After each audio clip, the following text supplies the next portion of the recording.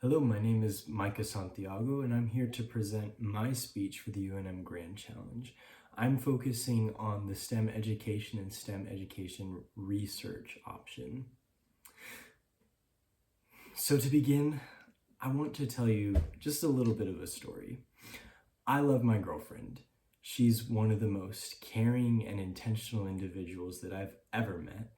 And she has such a heart for kids. It's really no wonder that she's studying to become a teacher. But in her education, there's really only ever been one big issue, and that's when it comes to math.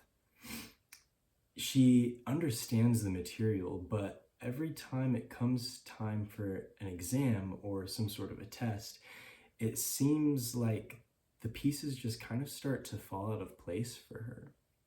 Now, it's nothing on her. I'm not here to call out my girlfriend or anything like that. It's actually a very common problem that a lot of people deal with. This struggle to understand or apply mathematical concepts, especially under high pressure situations like exams, quizzes, or midterm tests. So what's the deal? Why is this such a widespread issue, and what can be done about it? Well, based on the findings of researchers who are focused on analyzing the effects different educational methods have on student mathematical literacy, in addition to some personal experience, I believe that the widespread struggle among students to learn and retain math concepts in long term is a direct result of failed teaching methods, which continue to be prescribed by educational boards who are simply out of touch with their students. Truth be told, math anxiety is a real thing. Actually, in a 2024 study done by the International Journal of Education in Mathematics, Science, and Technology, researchers compared the effects of a few different topics on math literacy. Those topics were intrinsic motivation, math anxiety, and cognitive activation. To begin with intrinsic motivation, that's basically this quote-unquote natural wiring that some people have to better understand math. Meanwhile, math anxiety is really this fear, tension, or worry associated with math. Meanwhile, the cognitive activation is a teaching style that's really focused on repetitive, high-volume workloads, including homeworks, quizzes, and tests that supposedly analyze conceptual understanding in students.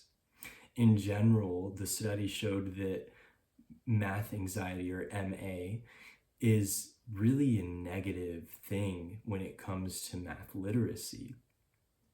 And it's often commonly found because of cultural expectations, schooling systems, and high-stakes testing.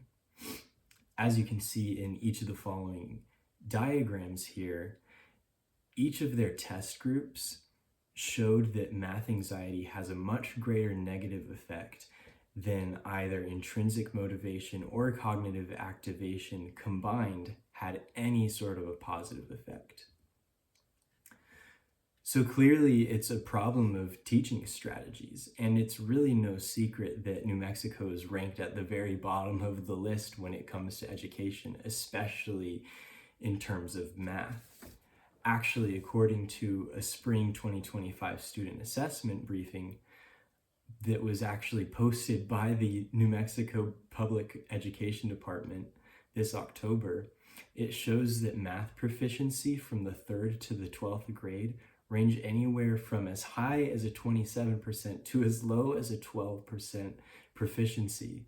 So clearly, most current methods of teaching they have little to no focus on supporting retrieval practices, which have actually been shown to greatly improve students' ability to activate mathematical concepts weeks, months, and even years after initially learning them.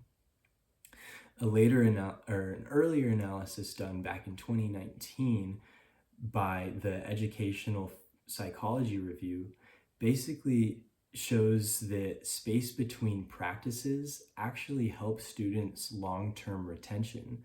So placing extra time between tests and high stakes practicing, whereas continual retrieval practice actually harms students' long-term retention abilities. So clearly there's a problem in the method, and there must be a better option. Well, as it turns out, there is, and it's actually been presented, or proposed rather, by the MIT Teaching and Learning Lab. They propose a method of teaching that prioritizes long-term knowledge retention. They have a 3-step method that covers leveraging prior knowledge, retrieval practices, and self-explanation. So let's go through each one of those just so we can break down what they really mean. Leveraging prior knowledge. In this one, students basically get to share what they already know at the beginning of each semester and at the beginning of each major unit. And this helps the teacher to tailor their teaching method for that unit based on what students already know. And this gives the students also an opportunity to voice the things that they do know so that they can even help themselves to grasp it further. Retrieval practices, on the other hand, are low-stakes quizzes and other assignments that give the opportunity to practice retrieval before presenting new info to them. And the self-explanation, students actually get to explain concepts in their own words, again helping with that, furthering their ability to understand. So these strategies, when integrated into the spaced practice system proposed in the Education Philosophy Review paper, will actually strengthen students' long-term retention skills and foster an environment where mathematics anxiety is less prevalent because there is less pressure on cumulative assessments and more focus on training the brain to retrieve information they have learned. So in conclusion, it's clear to see that teaching methods have failed in many cases to foster long-term mathematical literacy, but a better way does exist. The best way to move forward is to introduce a new system, one in which student needs are placed at the forefront, where the goal is to strengthen long-term knowledge retention and to create an environment where test anxiety and math anxiety can actually just say goodbye for good, so that students are able to be equipped for the future with the knowledge needed to take on life's challenges and to build a better future. So let's move forward towards that better system, and let's do that today. Thank you.